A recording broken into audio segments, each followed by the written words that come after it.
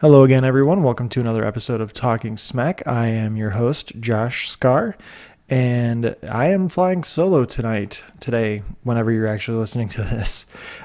Due to unforeseen circumstances, I was unable to procure a co-host, so this is going to be a very truncated episode where I'm mostly just going to talk news because my topics that I have in the filing cabinet are not very interesting when there's just one person and no real back and forth. So as a means to kind of keep things entertaining, as well as I'm just going to talk about the news for this week because there's a lot of news that happened this week and it bears discussion. And even though I will only be discussing it with myself, I still feel like it's stuff that should be talked about.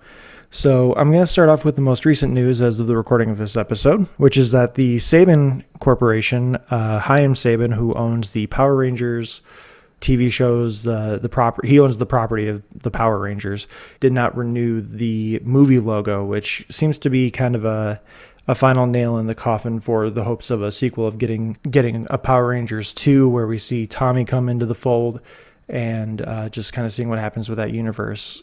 I thought this year's Power Rangers movie was fine, very well acted. It just, once they got to the Power Rangers stuff, they really didn't know what they wanted to be. They wanted to embrace the campiness while also being real, like grounded, sort of like the DC movies. The problem was that it played it too safe, I think. They did take some chances by making Billy on the spectrum. They also made Trini, who they pronounced the name Trini in the movie, which I thought was kind of weird, but whatever, artistic license. Making Trini an LGBTQ representative, which again was great. It was interesting, and it was a change of pace for the characters. There's a lot of stuff that was just cut from the movie that would have added context, and there are certain things that you could have taken out, such as the bull joke at the very beginning of the movie. But there's a lot of stuff that they did really well too. Bryan Cranston as Zordon, I felt, was very underdeveloped. You didn't really get his change of heart, other than the fact that, oh, Billy died. The world needs him more than they need me, apparently. I didn't really get it, but it made a nice character development moment that felt kind of forced. So it was a very two-sided coin. It didn't make a lot of sense, and it just didn't flow very well. The Zords looked really weird, but they still were kind of cool at the same time. I think the biggest detriment to the movie, though, was once they got to the Zords, they really embraced the Power Rangers essence of everything. When they got to the Megazord, that's where the thing literally just slowed down, and it was a huge problem for the rest of the movie as far as the climax of the movie. We didn't see the Megazord come together. We just saw them like falling into a pit, and then they come out and they're the Megazord. And Rita just goes, that's impossible, but she was a ranger. She should know it's not impossible, unless it's the first time they've ever done that, which is kind of a weird thing to have revealed. Anyway, the movie was fine. It wasn't the best movie ever. It wasn't the worst movie ever. I know there were a lot of people that did enjoy it because it did do a lot of homaging while also being new. I thought it was fine. There's not much more to say about it. I just think it didn't take enough risks in being its own thing, and it didn't embrace enough of the Power Rangers stuff. It tried too hard to avoid the tropes of an origin movie. And there were some really cool moments. I love the moment with Kimberly and Trini in the cafe where they're doing this cool little kung fu fighting thing over a croissant or something. That part was really cool. I enjoyed it a lot, but it just, there wasn't enough good stuff to outweigh the mediocre stuff. And I think that's part of where the sequel is now going to fall through, which, again, if we get a sequel, I'll be very excited. I think they'll learn from their mistakes with this first movie. It'll just be a matter of if we actually get it, which at this point it doesn't seem like we will. In other news, we have Star Trek Discovery, which is exclusive to CBS's streaming service, which has been renewed for a second season. I have not seen any of this show, so I don't have a lot of input, but I've been hearing good things. I know it's got good scores on Rotten Tomatoes. So it's always good to have more Star Trek, especially in a world where we're getting a new Star Wars movie every year. So it's always nice to have that balance of Star Trek in there as well. And I'm not a Trekkie. I'm not balanced one way or the other. I just enjoy all things nerd. And again, I can't say enough about having good nerd stuff on TV that people are enjoying and embracing. Probably the oldest news of the week, Ron Howard revealed the title of the Han Solo Star Wars movie, and it is being called Solo, a Star Wars story. Why it's being called just Solo, I don't really know. It doesn't seem like it would be that far of a stretch or that hard of a process to call it Han Solo, a Star Wars story. But I'm not the creative one, and I'm not the one getting paid to make these decisions for the Star Wars universe. I guess it's an easier title than how Han made the Kessel Run in less than 12 parsecs, or how Han won the Millennium Falcon from Lando Calrissian, also starring Lando Calrissian. So I don't know. It's a fine title. The movie's going to be fine, I assume. It's a Star Wars movie, but there's always, as long as it's okay, it's always good. As long as it's not as bad as the prequels, that's the only thing that matters, really. But I discussed this with Alex last week, I believe, no, 2 weeks ago, where I believe these Star Wars movies that are coming out they're plot hole fixers. So we know Han made the Kessel Run in less than 12 parsecs, and when the original Star Wars came out, no one knew what a parsec was, so everyone just immediately inferred that it was a measure of distance, which I believe, it was a measurement of time, which it's actually a measurement of distance. So how you run a race or some kind of, I don't even know what else it would be besides a race, how you run a race in a smaller amount of distance or a better amount of distance, who knows? But again, I think these Star Wars stories are plot hole fixers, because that's basically what we got with Rogue One. While it was an entertaining movie and the third act was really, really gripping, it basically just served to fill the plot hole of why does the Death Star have this very one minor and specific port that can cause an entire chain reaction to destroy the entire base. So I think that's kind of what we're getting into with these movies. I don't think it's the best premise to go through, but as long as they're getting entertaining movies and it's answering questions that people have, I don't care. I'll gladly watch these movies and buy them and dig deeper into this universe. Moving on to less enthusiastic news, the Sony Venom solo picture has begun production, and I cannot be less enthused about this movie. We've discussed this a few times. The movie is coming out in less than a year, and they've just begun production. I'm assuming it's going to be very heavily CG, and they're probably already working on the CG stuff in the background, and they're just doing a lot of the live action stuff, and that'll be done in a matter of weeks, if not maybe a couple months. I think it's just a giant mess of a picture. It's being put together so quickly and so hastily.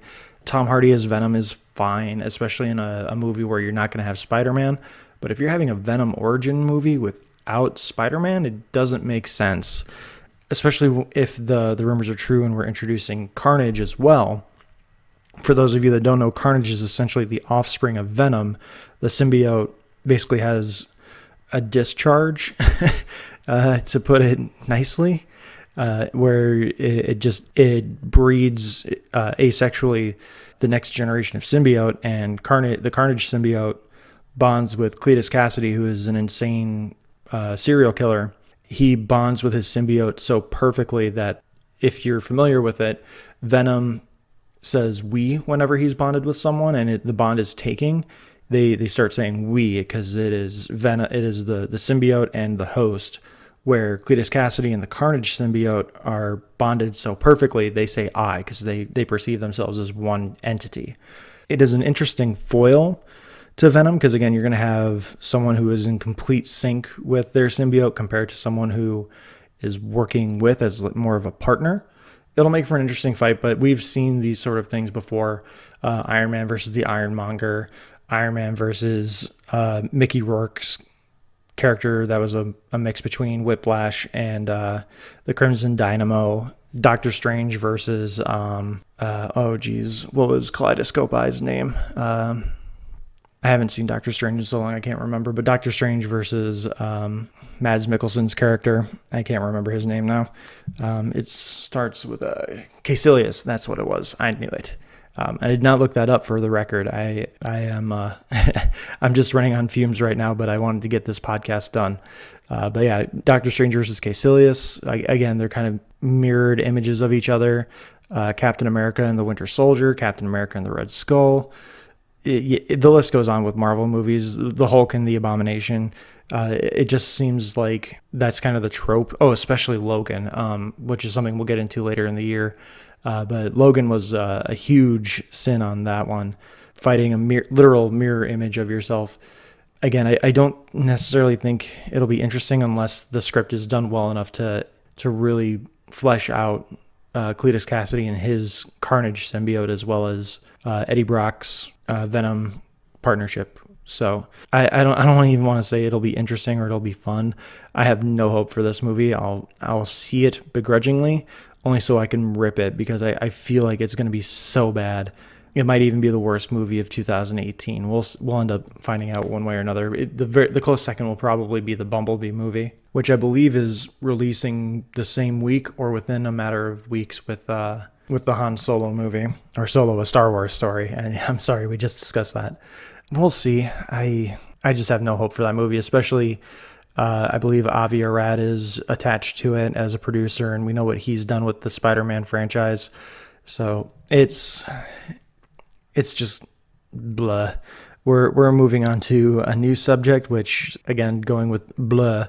The Justice League movie has been confirmed as being 121 minutes long. For those of you that don't do math, it is 2 hours and 1 minute long. I believe that is including credits, which credits tend to take anywhere between 8 and 12 minutes. So you're basically dealing with about a 150-minute Justice League origin story movie, which is fine. It doesn't have to be. To me, it sounds like Joss Whedon and Jeff Johns and whoever else is making decisions on this story now that Zack Snyder is no longer there. It sounds like they basically just gut all of the fluff and are strictly dealing with the origin of the Justice League, maybe some Flash stuff, because the Flash is the point of view character.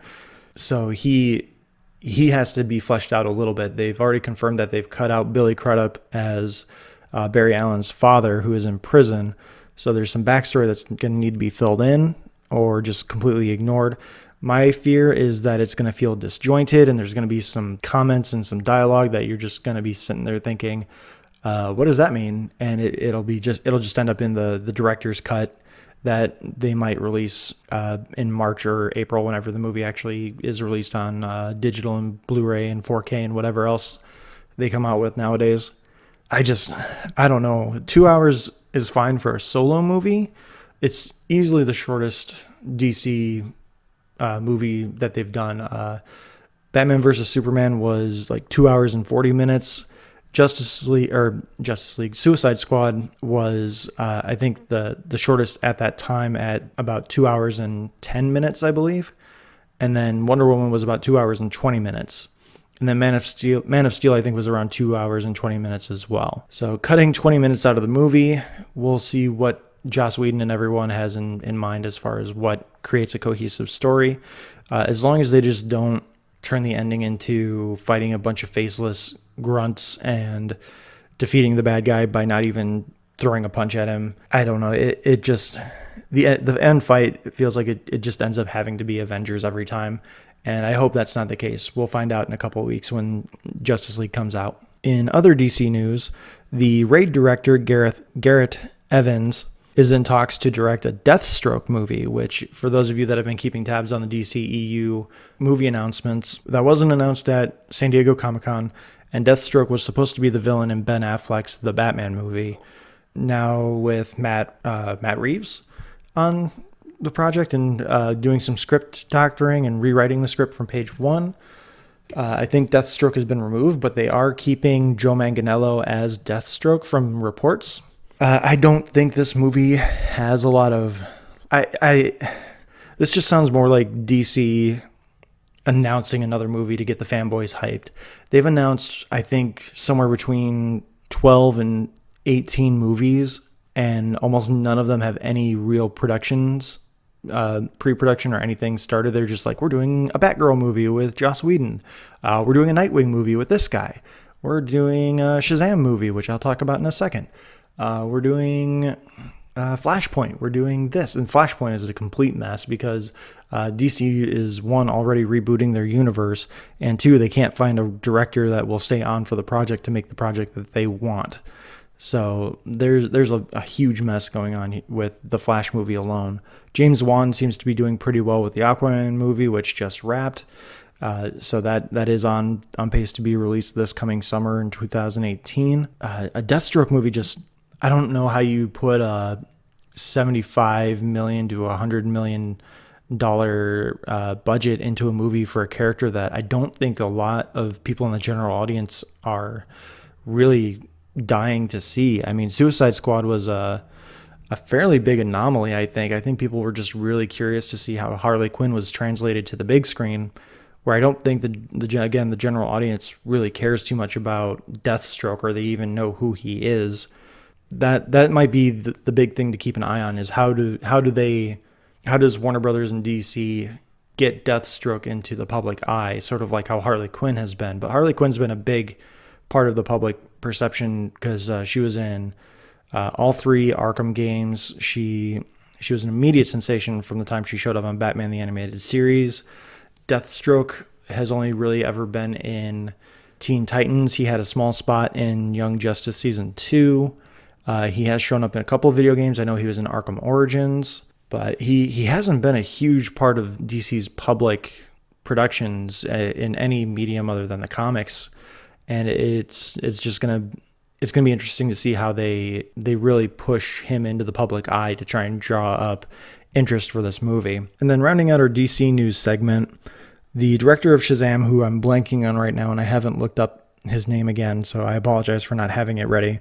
The director of Shazam has confirmed that the movie is on pace to meet its release date of April 5th, 2019. For those of you who don't know who Shazam is, Shazam, among other things, used to be known as Captain Marvel. And when DC rebranded their comic line with the New 52, they changed Captain Marvel's name to Shazam to remove any kind of confusion with Marvel's character of Captain Marvel, who has been it's more of a title than a character, where Captain Marvel / Shazam in DC has always been a singular character. There have been other characters like Mary Marvel and a few others, but by and large, Captain Marvel has always just been Billy Batson. And so when they rebranded him as Shazam, personally, I thought that was really weird, because that's how Billy Batson becomes his superhero alter ego, is he shouts Shazam and lightning strikes him and he becomes this giant Superman-like person.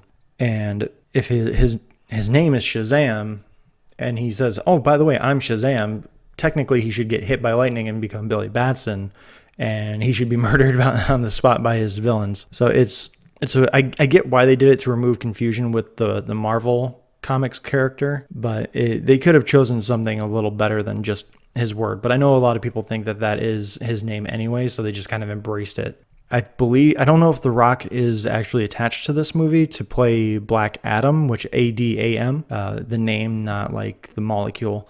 I know they're also talking about doing a Black Adam movie, which again, along the lines of the Deathstroke movie, I don't think there's a lot of general audiences that would line up around the block to go see this movie. So I don't know what exactly DC's getting at with a Black Adam solo movie, but if he shows up in Shazam, that makes sense, because again, especially in the context of Shazam, if they do it right, a Black Adam villain and being the mirror opposite of the hero makes sense in that universe, because Billy Batson isn't really supposed to be Shazam, especially in the New 52 version. He's basically given the abilities to become Shazam by default. He finds the elder magician. I forget what his actual title is.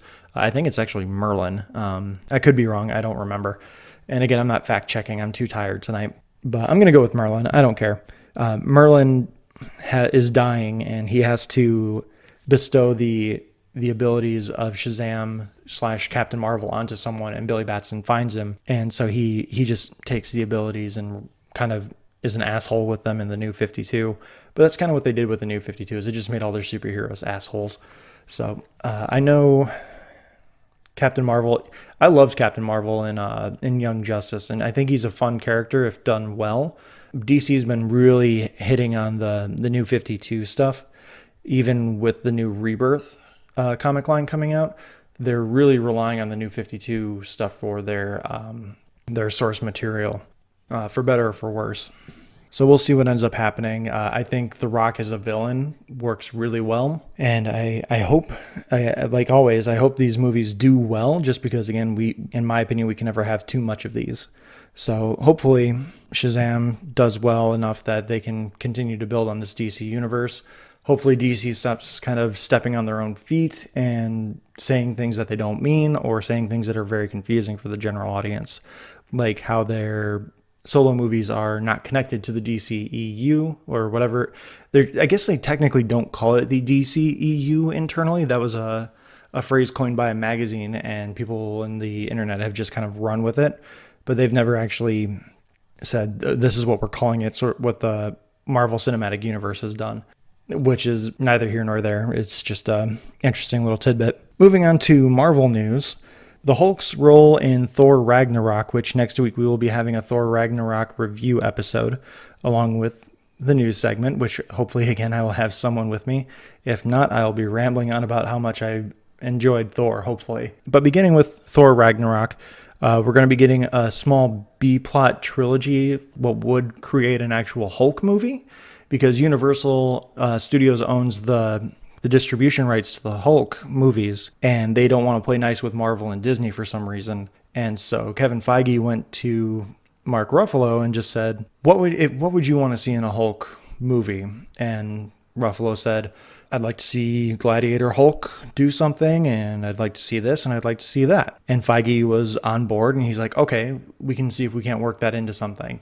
So what they're doing is they're making the Hulk kind of a primary secondary character, and giving him a primary subplot in Thor Ragnarok, Avengers Infinity War, and Avengers 4, which would essentially culminate into a feature-length Hulk film, which, again, if it's weaved properly and weaved well within the context of the story, could be really cool. And among other things, Gladiator Hulk looks great in Thor Ragnarok, which, from what I'm hearing, it's actually not as big of...